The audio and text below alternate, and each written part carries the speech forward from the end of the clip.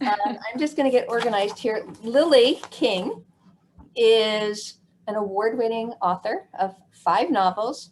Her book Euphoria won the Kirkus Award in 2004, the New England Book Award, and was a finalist in for the National Book Award too. Crazy. Writers and Lovers came out last year. The paperback came out on the 16th, a few days ago. And as soon as it came out, it was at the top of every one of the big books that must be read in 2020, which is remarkable. How do you do that? That's incredible. That's a real question. It's my publishing house. They're really good at what they do. Lily, Writers and Lovers came out in March of 2020. March of 2020 was a really tough month.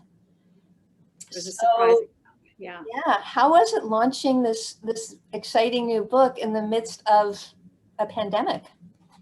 It was not something anyone had foreseen. I had this 3-month book tour that I was supposed to go on, and I was actually just looking back at my emails for some reason this morning during that time, and it was all like, see you in California in 3 weeks and blah blah blah. Like at the beginning of March, you could kind of see what was coming, but you couldn't really see what was coming.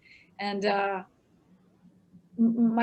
had a child in college who was in London for a junior semester, and she came home, and I had another one in New York who was a first year in college, and she came home, and my life looked so different so fast. So many of us, and it all. I will just say that bookstores did such an amazing job transforming themselves from an open person-to-person bookstore to an online warehouse business, and also in the entertainment industry they had to create the platforms and create a whole virtual event thing like that, and that's what my whole tour went virtual, amazing, like seemingly seamlessly. It was quite incredible.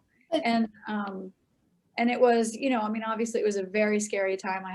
I knew a lot of people who got sick, and one who lost her life, and it was a really, really hard time, and yet I feel like I had a lot of silver linings, because I got my kids home, and I was really mourning. I was the empty nester who wasn't quite ready for it, and I got them back, and then I didn't have to do 3 months of travel. I mean, it was, in some ways nice. Yeah, I was like, okay, bye, I'm going to do an event now, upstairs for an hour, instead of bye, I'll see you next month kind of thing. But that's an interesting question. I mean, when you're going out on your book tour, you're meeting your fans, you're like interacting with them. How has this virtual world changed your relationship with your fans? At first it was, it felt terrible. I mean, it felt like the boy in the plastic bubble, like there was just saran wrap between me and everybody else. And now I feel like, when I see everybody and everybody's in their little boxes, it feels real. It feels, I don't know, I feel very connected. And when I get done with one of these, like tonight, in an hour and 15 minutes, I will feel like I've had real live human connection. Don't you feel like it's starting to feel more real than it used to? Sadly, it does. Yeah. I know it is sad for our future, but at the same time, I really love that feeling. And we have been so isolated, and we live in Maine, and it's very, very cold here. And we will have sometimes, 2 or 4 people over for a fire pit for an hour. But then you have to go inside because you're so cold. So we're really pretty isolated. So it's so essential to see still some connection for you. I do try not to think about everything that I missed on the book tour, because I love meeting readers. I mean, I'm a reader, and so it's like, you know, meeting my people, and I love that. I love those conversations. I love the feeling in the room, you know, of when you gather a bunch of readers together. It's a really nice environment. Yeah.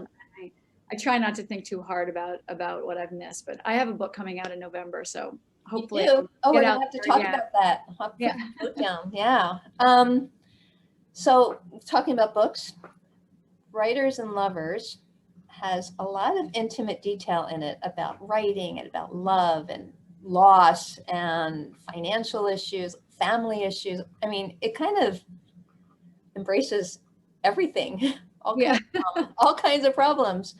How much of Writers and Lovers is your own story? Hmm. Mm, It's a really good question. It's hard to answer because there's definitely I put my experience in there, but it's funny, I put my experience in all of my books. Like even Euphoria, which was you know, kind of loosely based on Margaret Mead and three anthropologists in Papua New Guinea. But there's a lot of me in there. I mean, you know, you can't help it. Like Gregory Bateson, I feel like is my soul brother, you know. wow. And you know, I can point to things like where they came from in my life, even in a book that's about 1933, you know, on the other side of the globe. So, and I don't mean to sound defensive in that way, because I definitely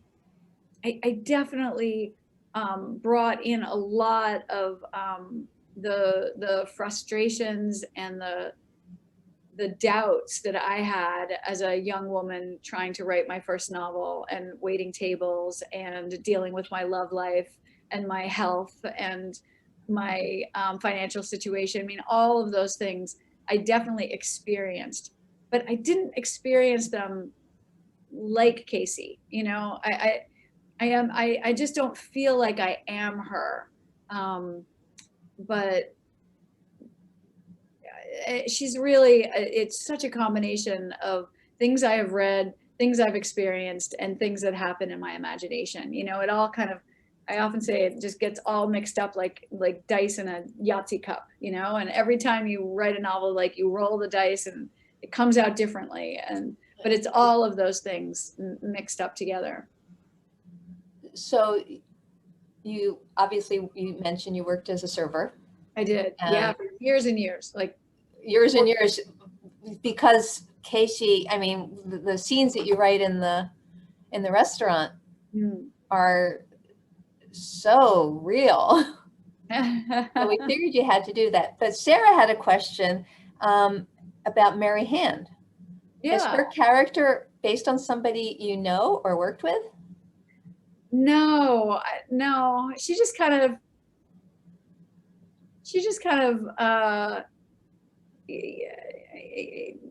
I don't even know. I mean, maybe she's kind of a mix of a few people.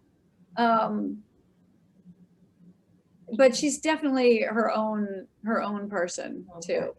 Yeah. Okay. Yeah, I really liked her though. She was really fun to write about. Fun person. Really yeah. Yeah. So Euphoria was 7 years ago, right? Yeah. Yeah. And weird. So did you wait for Casey, or were you working towards her? It's a long time between books, and then you have another book coming out within a year, so, or a year later. How does that work? Well, I guess, okay, so Euphoria came out in 2014. Right.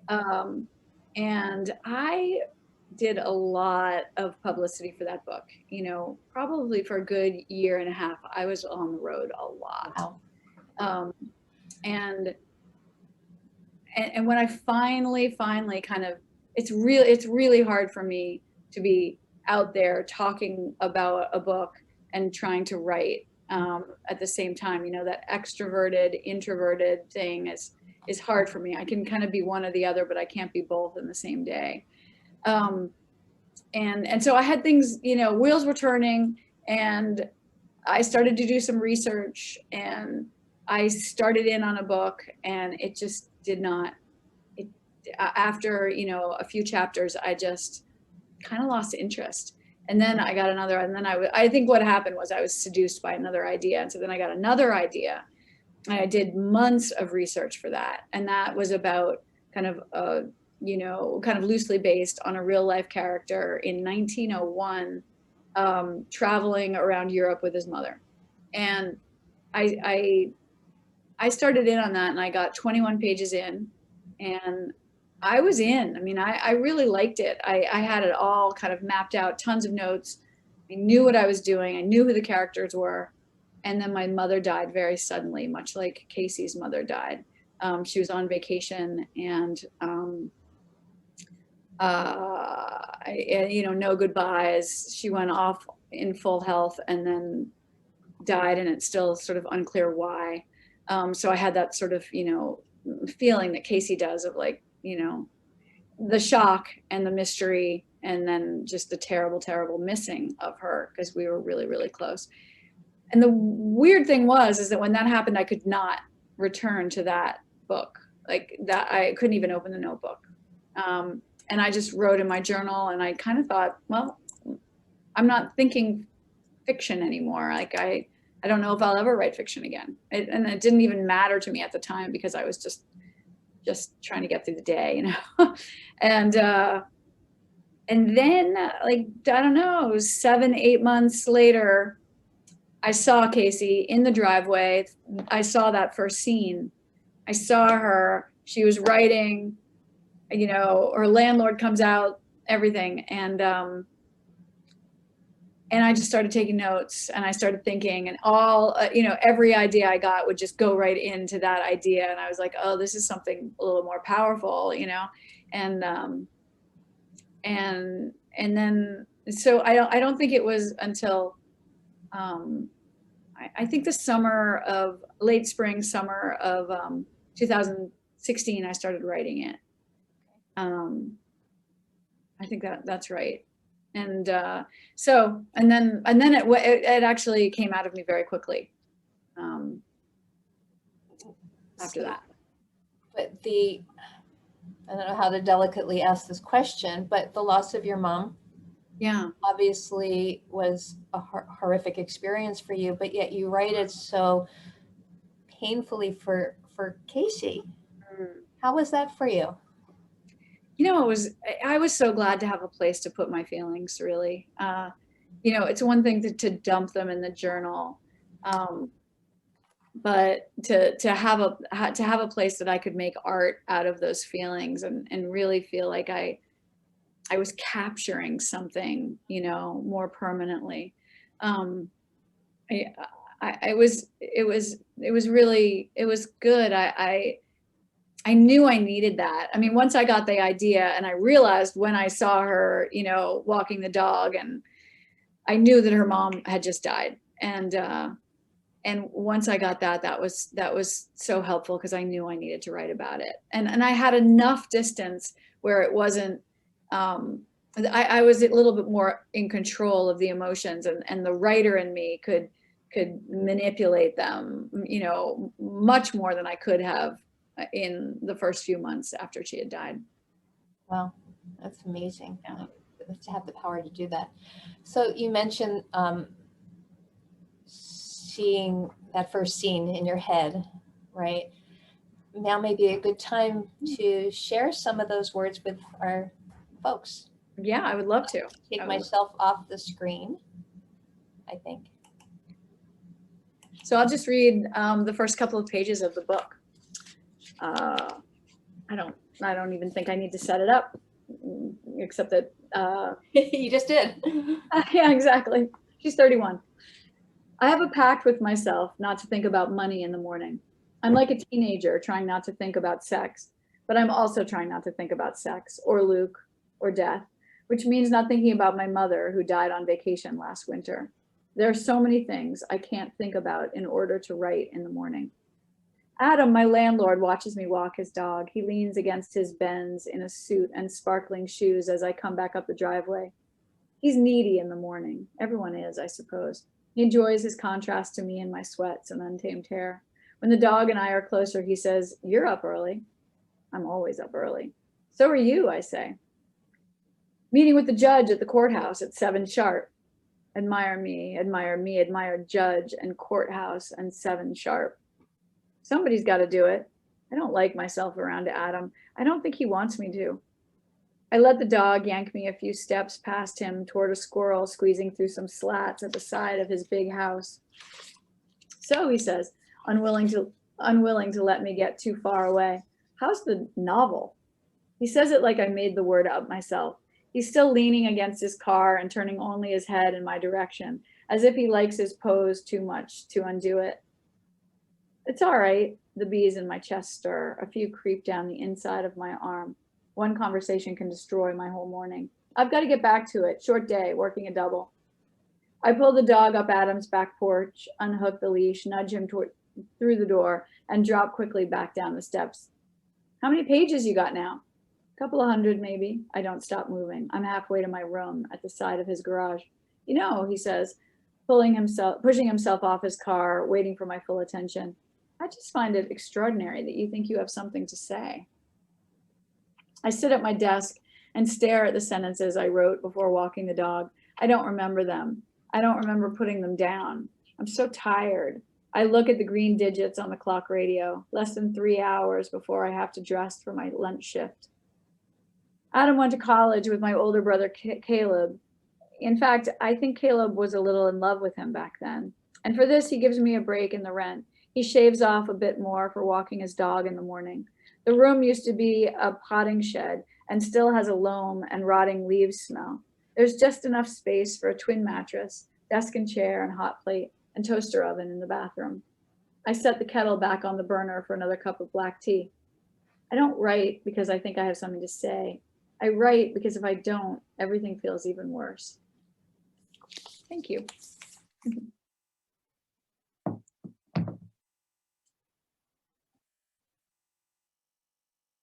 No. I unmuted myself. Casey is a really complex character, and I've heard from some readers that this first part of the book is so painful to read. Casey seems like so dysfunctional that they had a hard time getting past that. Okay, so I have a question. Do you think that Casey, that this is a real reaction to loss for everyone, for women in particular? What do you think? Why?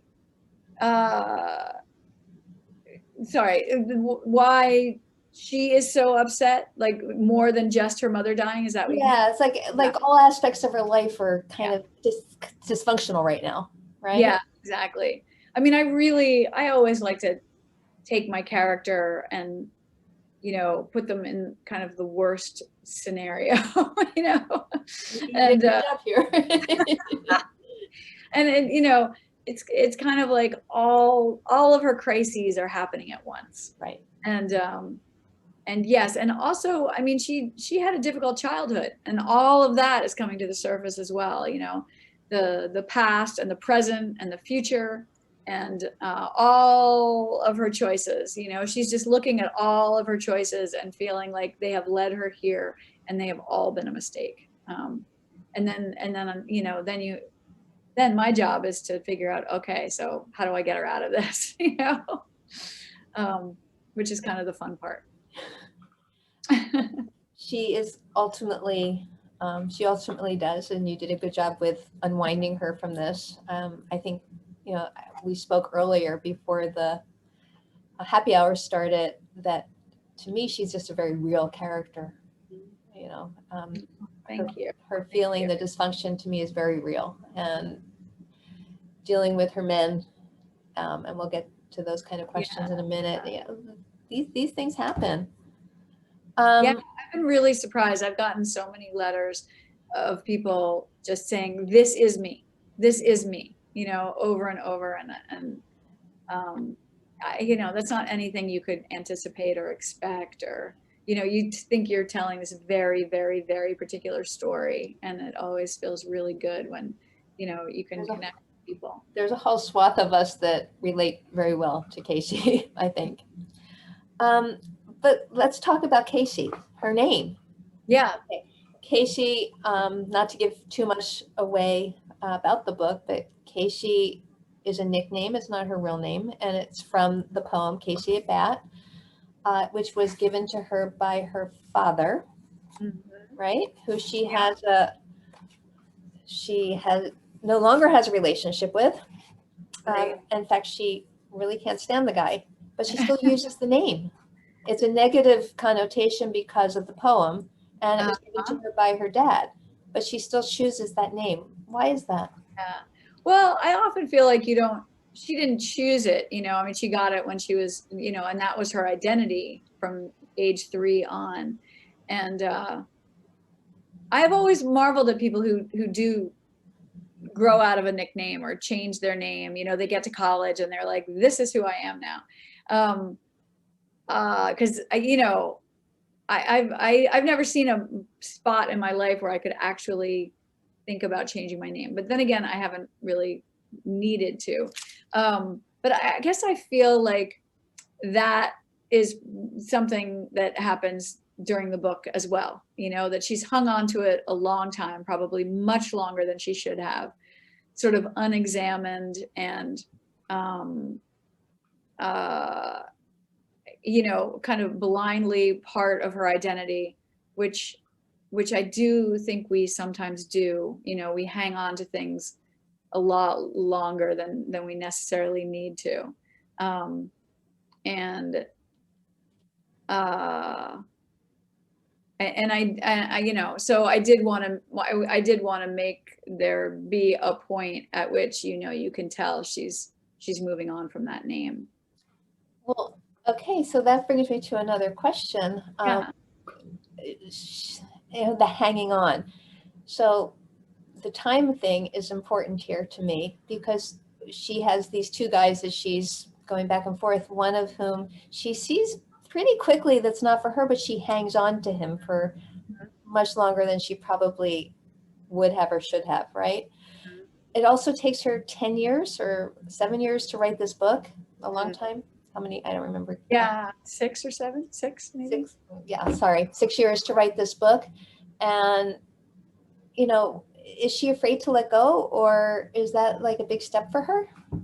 And all of these things, is that fear, or what is it that's propelling her to not move ahead?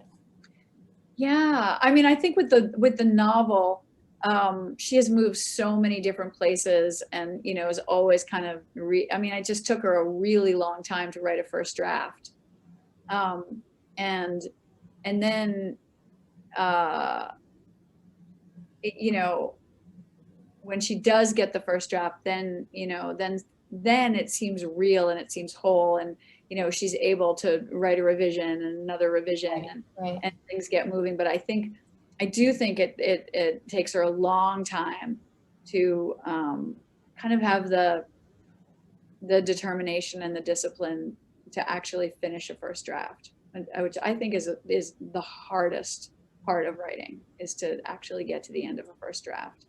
Um, and yeah, I mean, somebody recently described her or the book as a coming of age story for late bloomers, and I think that's really true. I mean, she's a real late bloomer, um, and I think she's been hanging on to a lot of things for too long, and uh, I'm not even sure if at the beginning of the book she would have agreed with you that she doesn't have a relationship with her father. Mm, I think wow. maybe we saw sort of the real end of that relationship, and I think maybe she had been kind of hanging on and hoping for something more with him, and I mean, I do think that's a relationship that's really hard to break fully from a parent, and and as a result, I think it helps her get more clarity with the men in her life. When she's able to break with her father, then she slowly is able to see what is good for her and what is not good for her, um, with the men. And I don't want to give too much away Oh, either, but I yeah, do yeah. there are other circumstances with the man that she stays with too long that keep her there longer. Right. So we have a question from Nicole. It says that she saw you on tour for Euphoria. And yeah, which I also love, she says. You mentioned keeping an accountability notebook. Yeah. Okay, so she'd like you to talk a little bit about that notebook, and maybe that ties in with the first draft idea. Yeah, that's so interesting. To think of it as an accountability notebook. I like that. So I write by hand. I have it right here. This is my first notebook for writers and lovers. I didn't have I didn't have the title right away, but I put that in later. You can't really read it anymore, can you? But I can show you, like, this is the first page. Also, I didn't have the title, but I put it in later. So what I really like about writing by hand is that I've done it since I was in high school, but I can also kind of cross out everything, and I don't have to delete it, and I don't have to wonder what was that there. And I can write in the margins. I do a lot of writing in the margins. Wow. And I can also, I don't know if I have it. I don't know if I'll be able to find it very quickly, but I really love to do drawings. Like that scene, there's a scene with Silas where they, it might be in the next notebook actually, where they go on a date and they actually doodle. And I really feel like my doodles came with their doodles, or I don't even know which came first, but I was doodling and they were doodling, and all that is really important to me, to be able to draw. Like if I have a dinner party, I make the dinner table and I see who's sitting where and that kind of thing. And sometimes I draw little floor plans of the houses, and I'm a visual thinker like that, so I need that. And then in the back of the book, the accountability is coming, by the way. Sorry, Nicole. But I keep all my notes, and like when I get ideas, I just put it in the back of the book. I put it in the back of the book, and then I have pages and pages of notes. And then when I can't really remember what's going to happen next, I make a little timeline. And so I try to gather all of my ideas, at least for the first half of the book, and in some sort of thing like this. And they're not chapters, they're just kind of little notes. And a lot of them didn't happen. Like, second visit to father's, possible tumor.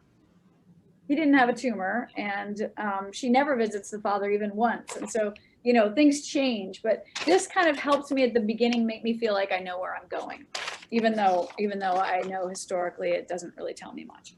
But it's a little security blanket. And then the accountability stuff is right here. In the very, very back, I keep a writing log. And so it says when I started and it's the day I started, and then how many pages I wrote. And so I just try to write down.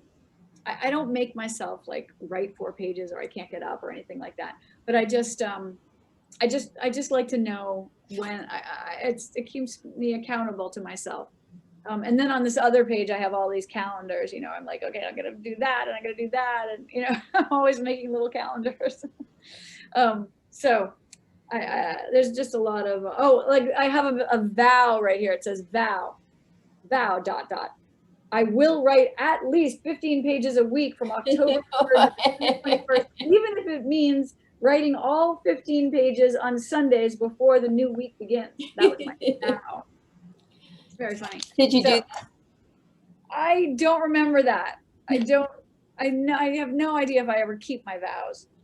Do you beat yourself up if you don't write for a day, or? I don't write every day. I don't write on weekends. When I'm in a novel, like right now, I'm doing research, so I'm not writing at all. When I'm in a novel, I try to write Monday through Friday. If it's going really well and my kids aren't around, I might write on Saturday a little bit. But I have always, ever since I had kids, I've been a 9-to-5 writer. Always take the weekends off, and just wrote very part-time when they were young. And then finally when they went to school, I had all that time, and it was so heavenly. And it was the law that they had to be in school. And I loved that. I didn't have to feel guilty. Isn't that nice? You could do what you love and not feel guilty. Yeah, it was really Yeah. good. Everybody was where they had to be. I liked that. So writers, both of the men she's involved with are writers. Yes. Both of the men also are struggling with losses. Yeah. I know. I didn't mean that to happen, but every time someone came on the, in the door, they just, had these losses. And I do think when you've gone through something like that yourself, you are attracted to people who That was the understand, question. Yeah. and I tried to write about it, like when she was talking to Silas at the museum, she could feel that he had his loss too. She could just feel that, and that does make all the difference. And she knew it before going out with Oscar. She knew Yeah. about Yes. I mean, he came into the restaurant with his kids, and right. all the waiters, knew him, and yeah, they knew of his loss, and so she came to that table like completely open-hearted. Right. Right. Pretty neat. Let's see. A question from Ellen. Casey's friend Muriel helps her tremendously with her novel. Did you or did you have a Muriel in your life? Yes, I've been so lucky. I've had like 10 Muriels, Wow. just You so are lucky. very lucky. Yeah, yeah. I mean, I've been writing since high school. I took creative writing a lot in college, and had some great writers there. And I actually waited tables in college. And one of my dearest friends is Kathy Porres, and she's now an editor at Algonquin. But she was one of my first readers of my fiction back then.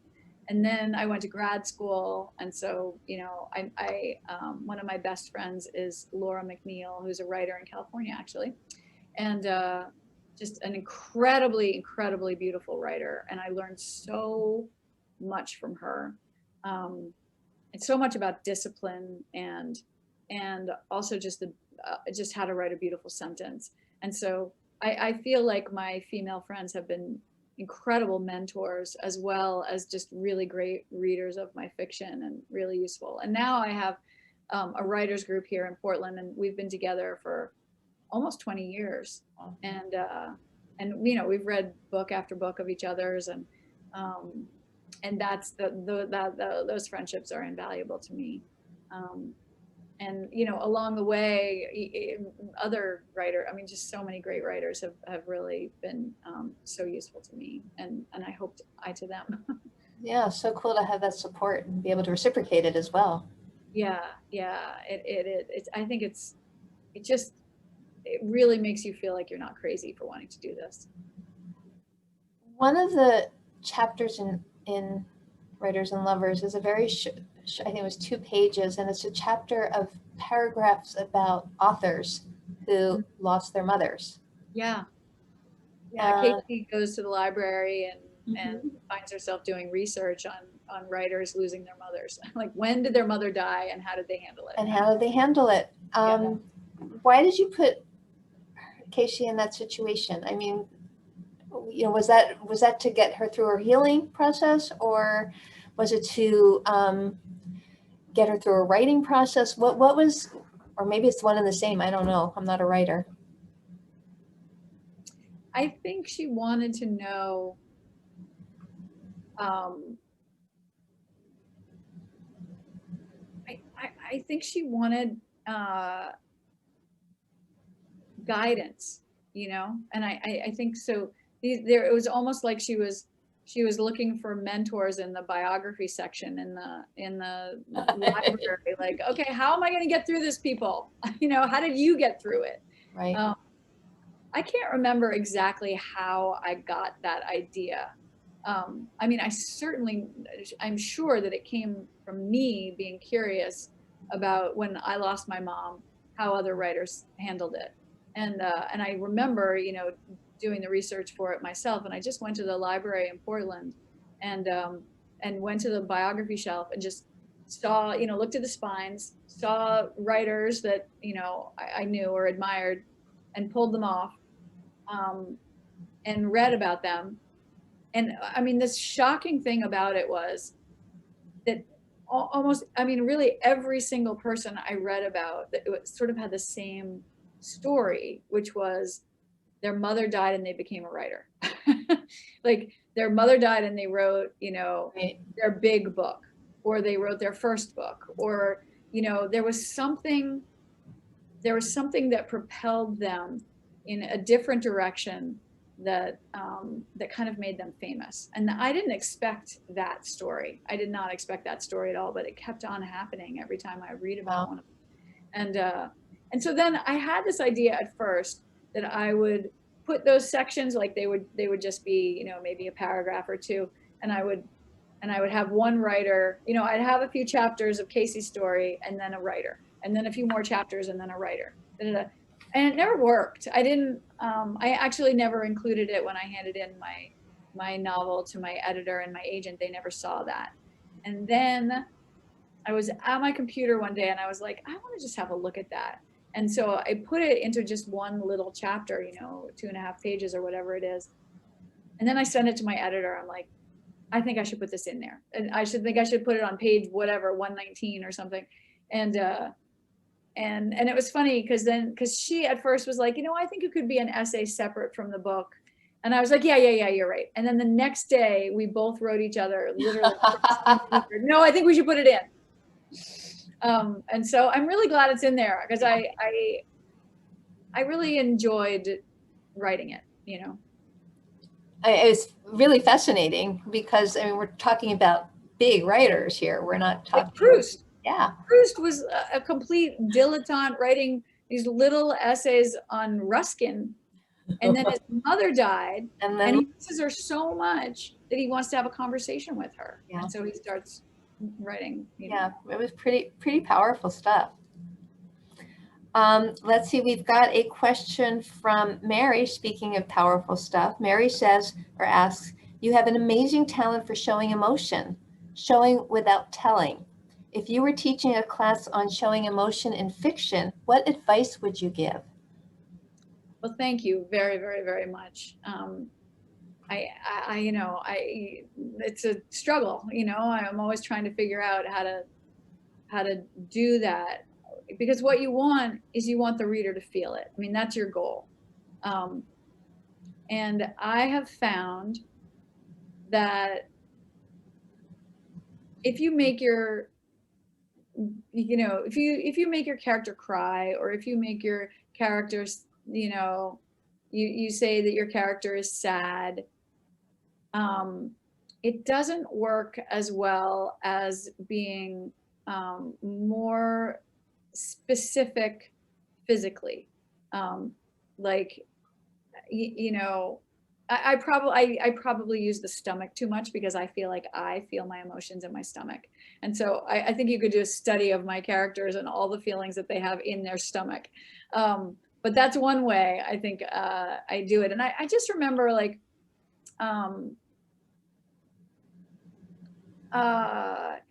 so I was teaching this class, and they had to write about a space in the first place they grew up in, and one woman wrote about, like, kind of crouching, I think, down beside a sofa, and I think she was witnessing something very intense, and she couldn't feel her fingers. And I put something like this in the novel when Casey is talking about writing about it, when Muriel is trying to tell her how to write emotion. This is in some version of this is in there, about how, you know, don't say that she was scared, say that she couldn't feel her fingers, or something like that.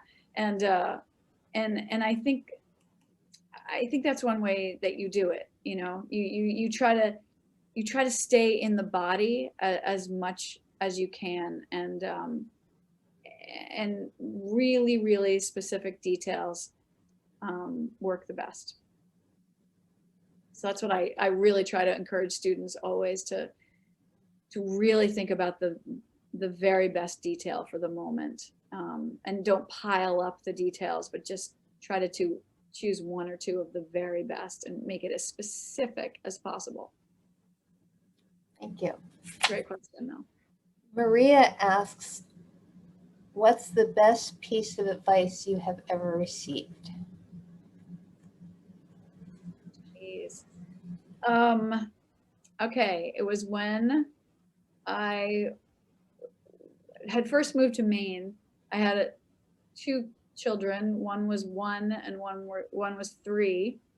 And I was so confused about how I was supposed to write another novel and be a good mother. Wow.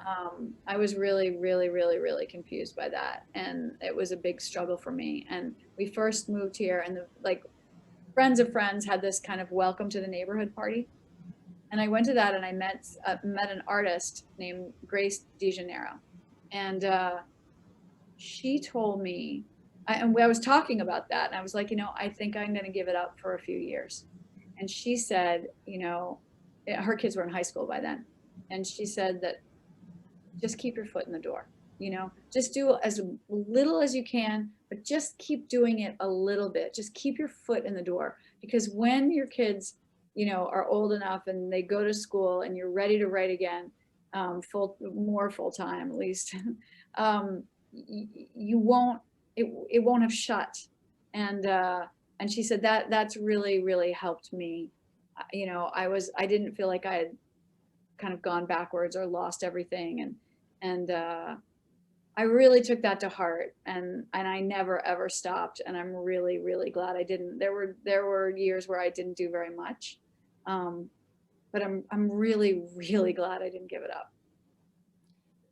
Well, that's, again, I'm not a writer, but that's a struggle that we as mothers, all of us, no matter what our careers, we have to face, right?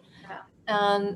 That's an interesting perspective. And in some ways, you're very lucky that you are a writer, right? Because that allows you the opportunity to keep your foot in the door rather than going back to work full time, if you will.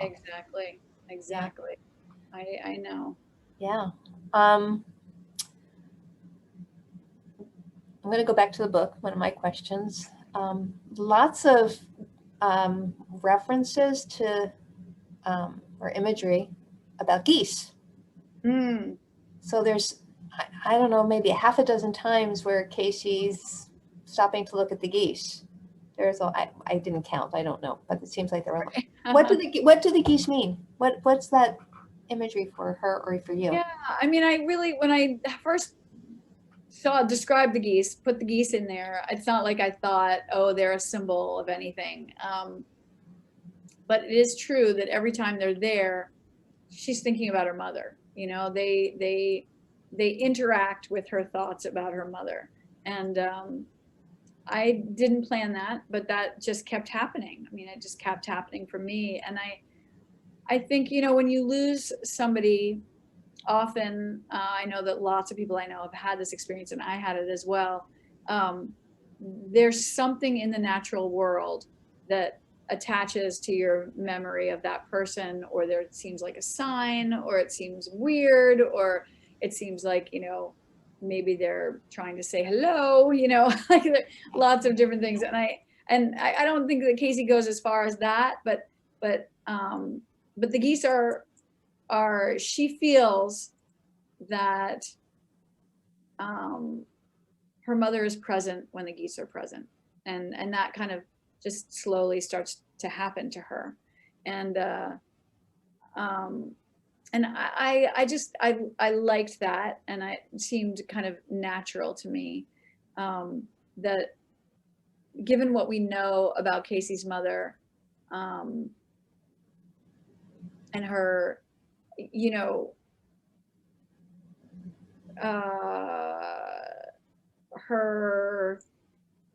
the way Casey's mother took flight, right, when Casey was in high school, and kind of unpredictable, and with the ability to fly, but also with the ability to return and kind of be grounded again. So I think there was a little bit of that too, but also just the geese made Casey happy, and when she was happy, she thought of her mother, and she wanted to tell her mother that she was happy, and so there's something about the geese, I think, that that cracked her heart open a little bit, too. Made her feel emotional. Kind of a touchstone. Yeah, yeah. And I really think, I know that the natural world after my mother died was just a very profound place. You know, it just took on more power than it had ever had in my life. And, you know, for whatever reason, I can't really explain it. And I do think that a lot of people have had that experience, and just, you know, kind of just like an opening of the universe or something, and how we're all connected. I think that can happen. And so I think I was playing around with that too. So between Euphoria and Writers and Lovers, they're very, very different books. Yeah, they are. And Betsy asks us if you're able to tell us a little about the new book coming out. Oh, well, the new book, I mean, I feel like I'm kind of cheated, you know. It's not like I've written a whole new book. It's a collection of short stories, and I've been writing them all along. And so now I'm finally putting them together into a collection. So it's called 5 Tuesdays in Winter, and it comes out in November. We'll look forward to it. I'm excited about it. Yeah, but I have something more exciting that I'm going to say. I watched you earlier this week being interviewed by Jenna Bush Hager. Mm-hmm. It was a terrific interview. But one of the things you let slip in that interview was that Writers and Lovers is going to be a movie. Yeah, I know. And I keep waiting for the press announcement, because I don't think I can say anything more than that. I don't even know. Oh no, we want more. We want more. But yes, a movie, not a series. And that's all I can say. And if anybody has any ideas for characters and who should play them, I'm all ears. Well, we want more information. So that's, I know. oh God, that's painful that you can't share that. I don't think I can. Okay. I won't push because I don't want you to get in trouble. I know. I don't want to get in trouble either. Yeah. But congratulations. That's very exciting. I'm so excited. And it's not, you know, what's great about it is that I've optioned a number of things before, but this is actually a whole like real live contract with, you know, a director or a writer, Wow. you know, what do they call them? A studio, you know, the whole thing. So like, you know, it's the full contract and not just the promise of a contract somewhere down the road. Are you ready for that? That's really big.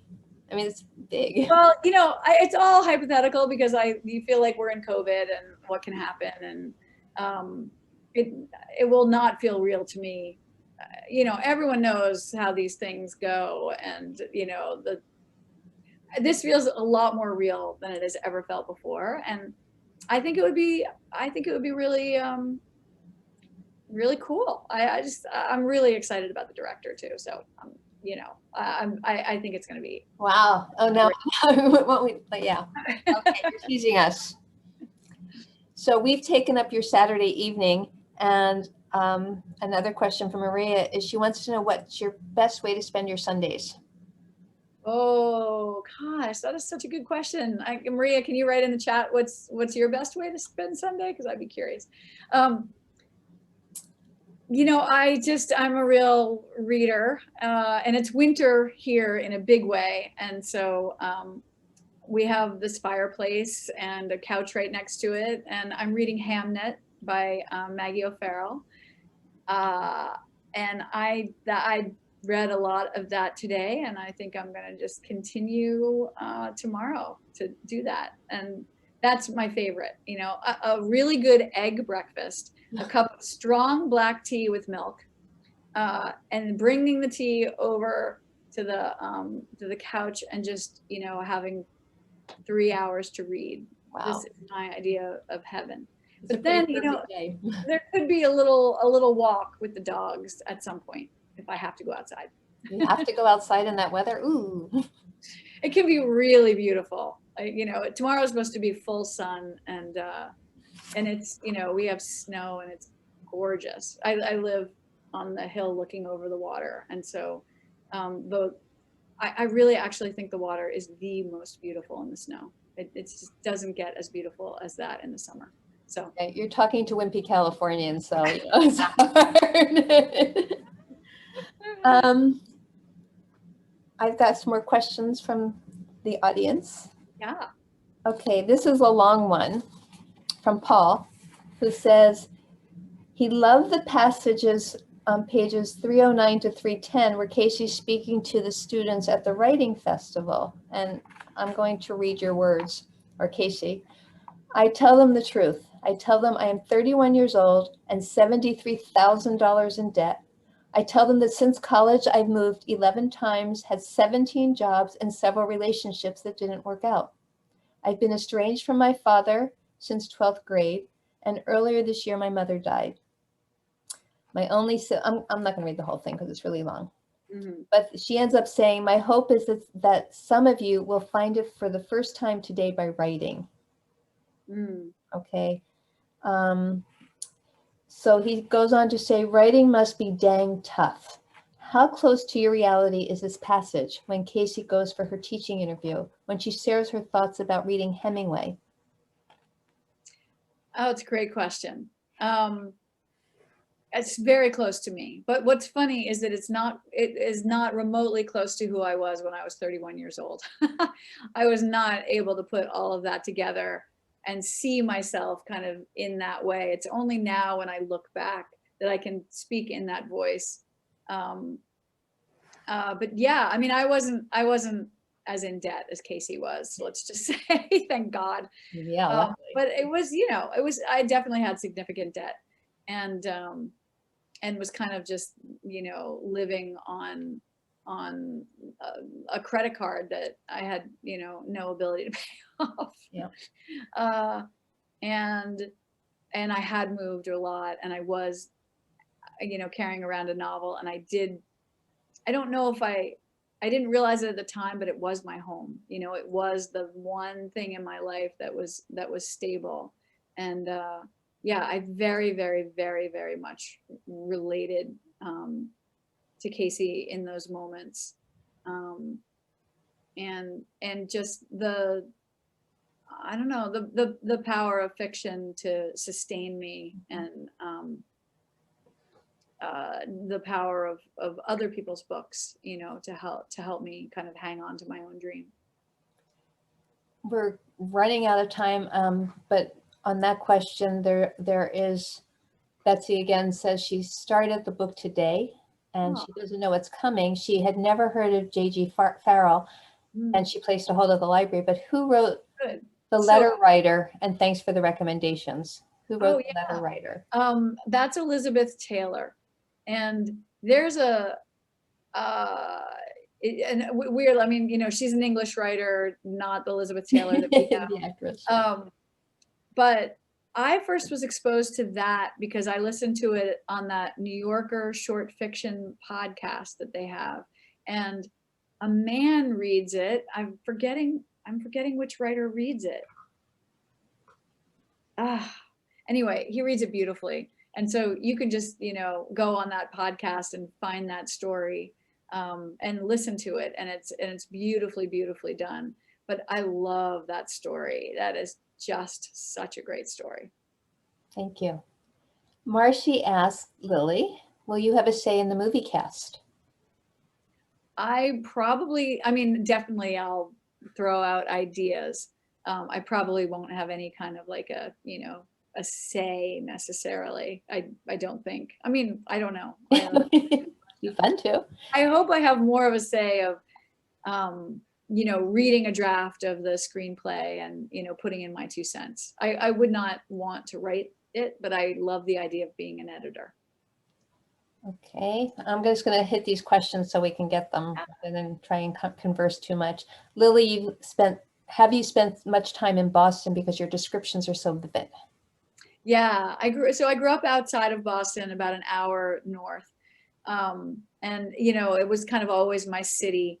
And I lived in Cambridge many different times, in my 20s and 30s. And then I met my husband there, and we had a house there for a couple of years until we moved to Maine. And I feel very, very, very fond of Cambridge. And I also lived in Brookline. And I was really, it was great to write about all of that. I miss it a lot. We both miss it a lot. Wonderful, vibrant city. Yeah, it really is. It really is. Janet asks if you will please repeat the name of the story in the New Yorker. Oh yeah, it's called The Letter Writers, and it's by Elizabeth Taylor. And they probably published it in like, the 50s, maybe the 60s.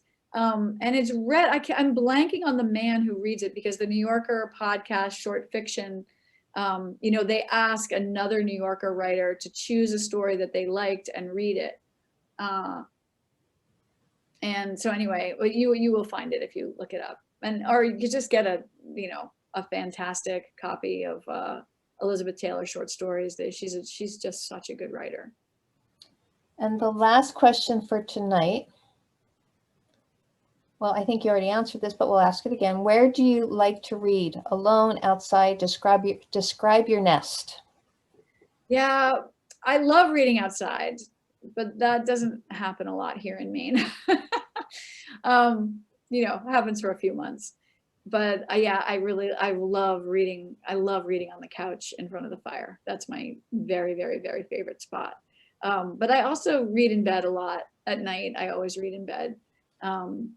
But that's not, I don't know. I like reading with a little bit of cup of tea, just because when I read in bed, I usually end up falling asleep after a while. Yes. Funny how that happens. Yeah. So Lily, I'm going to share my screen here again. And I just want to thank you so much, and thank everybody who's online now for their support, for being with us this evening. Again, Sarah has put in the website for donations, and for more information about us, go to that website. We have a lovely company locally that does t-shirts for causes, and they made this t-shirt, Be Well Read. And it supports literacy, it supports reading, it supports us, the Newport Mesa Pro Literacy. And you can buy your t-shirt online. A percentage of it comes back to us. And Lily, one of our thank you gifts to you will be this t-shirt. Oh, yeah, I know. God, that's fantastic. Isn't that cool? I have to go buy one. You don't have to buy one. We're sending you one.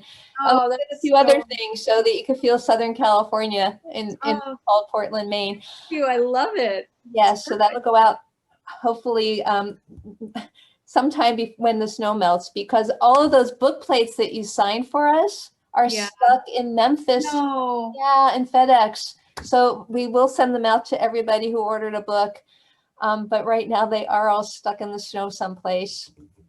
Oh, that's happening to us too. Everywhere. We packages stuck in Indianapolis that are supposed to go to New York from Maine. Oh no. Anyway. Crazy. It's crazy weather.